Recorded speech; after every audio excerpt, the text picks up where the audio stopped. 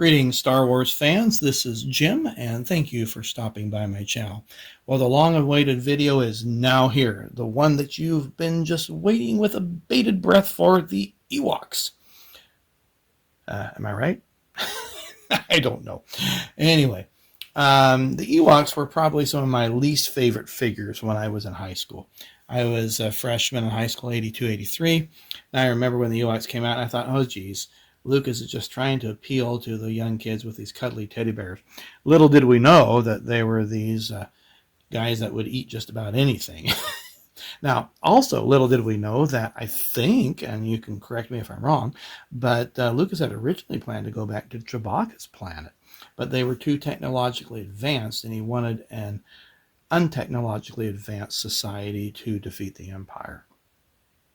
Well, it is what it is. And so here we have my entire Ewok collection. Now, I do have a couple duplicates of, say, Tebow and Logray that I want to customize that I haven't done yet, but that's for maybe a future video.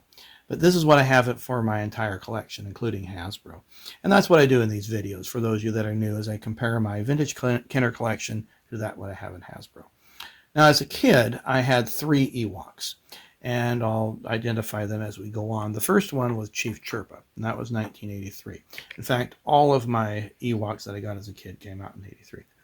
And Chief Chirpa has a unique weapon to himself, or staff, if you will. And like all the Ewoks, he only has 4 points of articulation, so the heads on none of these vintage ones turn. So just the arms and then the legs, and he does fully sit. You'll notice that's a big deal with me in my videos. Also has the copyright date right there on it. And he has some nice painting there on the front as well as the belt. I've never taken the hood off, but that can be taken off if you so wish. It just has a vinyl hood. Now, the next one from my childhood happens to be Logray. Both these guys, like I said, came out in 1983. And Logray is one of the cool ones, in my opinion, because he's got stripes. Makes him rather unique. These tan stripes. His hood comes off, and it has this neatly painted skull on it. It's quite detailed, by the way. Then he has this bag there for, I'm not sure what he's holding in there. Logray does fully sit, and he has probably the longest weapon of them all. He's got this very hard plastic staff. And if you're wondering about vintage weapons, one of the clues is that if it's vintage Kenner, it floats. Well, this is one of those that it doesn't float. So just be aware that a reproduction can duplicate like an original. Now, it just so happens that the reproductions are getting so good these days that it's kind of hard to tell the difference between the two. Sorry about the camera shake there. So we'll put his hood back on. And then we'll compare him with the 1998 Hasbro version. Now, I only have one version of Tebow. Hasbro actually produced, I'm sorry, not Tebow, Logray. Hasbro actually produced 5 different versions of him and 3 different versions of Chief Chirpa. What's interesting about the two is how much shorter he is. It's just compared to the Kenner version. I'm not sure if this is more movie accurate or not. I haven't done a close enough inspection. The weapon's similar, but again, that's smaller. My big complaint with his weapon is, like many of the Hasbro weapons, it's just so rubbery-like. It's hard to fit into the hands of many of the figures. But he's got 5 points of articulation, so his head does turn, unlike the Kenner version. And then he's got a little bag there. And he's nicely striped. I mean, I think it's decently done. That figure came as a 2-pack with the Wicket that we'll talk about here in a little bit. Again, both of these came out as part of the Power of the Force series, Power of the Force 2 series in 1998. Now, the next figure came out in 1984, and this is Limit. And this is one that I purchased sometime in the 1990s. In fact, I have the baggie here. I purchased 4 of these Ewoks there on a toy show trip my wife and I went to. She was surprised that I wanted these, and I'm like, yeah, I want them in my collection, although I wasn't a big Ewok fan. He's one of 2 vintage Kenner ones that actually has a bow, and he holds it fairly well. He's got a unique hood there to himself. And then he has this little bag that I'm not sure what's in there. Some spears, maybe. Uh, he does sit, just like many of the Ewoks do. And we'll try to get the bow back in the hand. Some of these it's kind of difficult to do, but this one snaps in nicely. Now, there is no copyright date on this, but it did come out in 1984. Now, Galactic Figures has this as a 1985 figure, but when we look at the catalog here, and this is from my childhood catalog, we can see that he's present right there. So they had 4 new figures that year. So they had Teebo, Wicket, Paplu, and then Lumet. Now you move on, speaking of Paplu, and here he is. He has a staff that's unique to himself, and he's a little bit shorter than some of the others. Again, 4 points of articulation, so he can fully sit, which is cool. And he holds the staff really nicely. He's got a little belt there. And then the hood is unique in and of itself. So I don't see any of the other Ewoks that have this type of hood. Now the next one comes out is a Power of the Force figure from 1985. And there's some debate out there. Is he part of the last 17 or is he not included in that? And there's really only 15 figures. Well, you can argue that debate till you're blue in the face.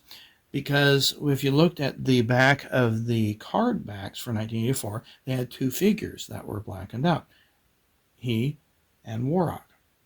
However, they're not in the catalog, as you saw here. They're not in this catalog. And he has a 1985 copyright date right there. So, again, I think a debate could be made for both, which is he? Is he part of the 1984 lot, or is he part of the 1985 lot? Now, Ramba I just got a few years ago, and so I paid a pretty penny for him. And this happens to be an original staff. It does float. Again, 4 points of articulation. The arms and the legs move, and he has a hood unique to himself. Well, the next figure we'll take a look at happens to be Teebo, and this is the last one from my childhood collection. And Teebo, again, has a hood unique to himself. Never remove that. 4 points for articulation. He's one of those neat striped figures. Sits really well. He has a staff unique to himself as well as a bag. He's fairly common to get. And we'll take a look here at the Hasbro version. Now, this one came out, I think, in 2004. And they've released 6 different versions of him. Now, I need to back up just a bit because I failed to mention that there's 2 different versions of Ramba. Believe it or not, there's 7 different versions of Paplu, including the Droids version. And if you're a collector of the Droids figures, which came out in 1986, then there's also a Chief Chirpa, there's a Logray, and there's also a Wicket. So there's 4 in this series. Okay, so getting back to Teebo here, he's got a a spear, which is unique to just himself. Now, as with these later Saga series, he now has rotating wrists, which I think is a really nice feature. I'm glad that they didn't do anything dorky with the elbow there. He has a hood unique to himself, and this guy can kind of sit, but he needs something to prop him up. He just doesn't do very well on his own. But his hands look like they're rather stiff. But these guys are, unlike Logray, are relatively the same size. Now we move on to Wicket. Now, Wicket was one of these that I bought in the 1990s. And I have here the baggie for him. He was all of $12. And he's the shortest of them all. He's got this little hood that does come up, and he has the same spear that Ramba does. So the spears are a little bit easier to acquire, but they're still kind of spendy if you want an original one. Now, one of the ways that you can tell if they are original, okay, is they will float.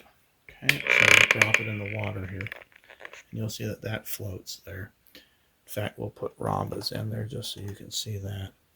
And then you can also scrape that off and just take your knife gently and see if there's any paint. I happened to purchase one. The guy said it was original, and it wasn't.